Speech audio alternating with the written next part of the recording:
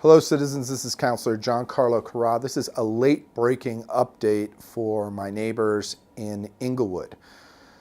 So last year, as we started to prepare space to replace the 12th Street, the Zoo Bridge, we discovered that the most important thing that we could possibly have engaged the community on, myself included, was the removal of old growth trees along our beloved riverbank. And that turned into quite a situation, and we basically sat down, saved the trees that we could save rather than just chop everything down, and then defer the decision on the landscaping, the ultimate landscaping plan, to some significant community engagement. And that and a couple of other communication missteps regarding the Zoo Bridge project, the berming of the Zoo Island, led us to tighten up our comms. And I was feeling fairly confident that all of the huge investment that we're putting into Inglewood, we were getting the communications right. We were aware of what was important to the community, and we were communicating that well.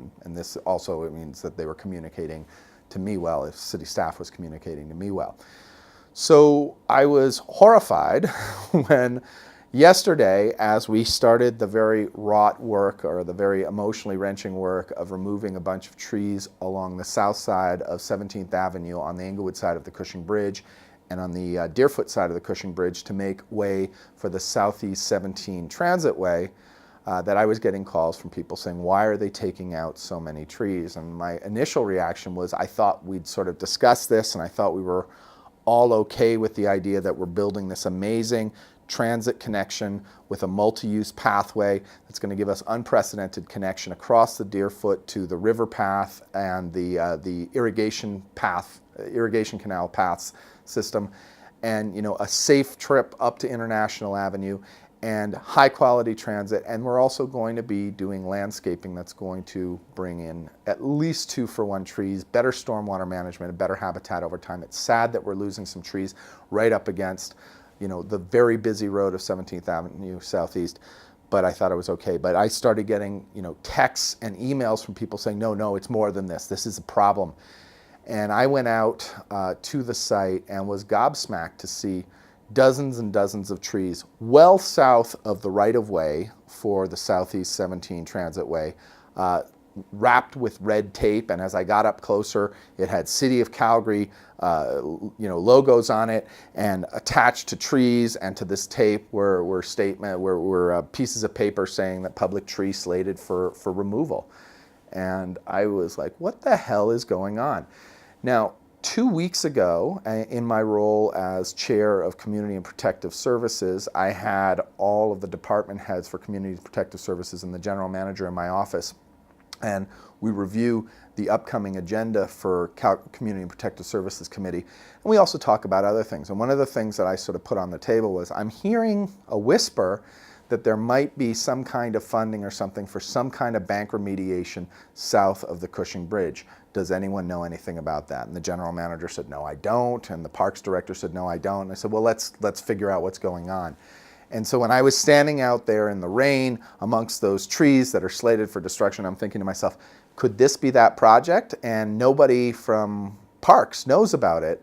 And so I called up our transportation infrastructure guys, like ready to scream bloody murder, because they were the guys who were sort of involved with Treepocalypse 1 or Treemageddon 1. And they got back to me very quickly saying, no, that's not us. We don't know anything about it. And so we had a real mystery on our hands. Luckily, my team was sending out calls, and we discovered over the course of the day that this was, in fact, that bank remediation project, and it is being done by the province, and it is being done with the support of Water Services, who totally missed all of the memos on better engagement and everything. These guys have been the people who have been going in and fixing and repairing and remediating flood damage all along the river path system, and they basically had their marching orders to make it better and address those flood issues. And so the plan that is being driven by the province and being supported by Water Services sort of looks at that steep embankment that used to be a railway right-of-way, and it survived the flood, but what it did was it exposed a lot of concrete, and that concrete, when the water hits it, accelerates, and that's what caused sort of the wiping out of all the parkland to the south of that. And so being aware of that and being aware of the fact that this steep artificial embankment south of the Cushing Bridge is not cool, the province apparently decided to do a pilot project where they would significantly slope the land so you wouldn't have this steep cliff, and that sloping would involve all kinds of plantings and everything like that, so that the water as it started to flood would hit that and slow down rather than accelerate into the parkland to the south of it. And that sloping would have way more tree habitat, way more wildlife habitat for animals that use the land, and connecting it, Fish Creek, or connecting the bird sanctuary to Pierce Estates. But it would also have better fish habitat in that important spawning area. So all of these things sound really nice. The problem, of course, is that the bank goes like this, and there's a bunch of trees on it, and if we want the bank to go like that, those trees and their root systems all of a sudden become floating in midair, and that's why they were slated for removal. Now, intellectually, I can grasp that this is a good thing, but this is a huge denuding of a community's riverbank that has lost a lot, and we didn't know anything about it. And so people and myself are obviously upset about that, and we don't know if this is the best plan or whether there's any ability to weigh in on that. So what I was able to do was bring everybody up to speed, the Parks Department, the Transportation Department, and the Water Services Department, get them all sort of talking to each other for the first time.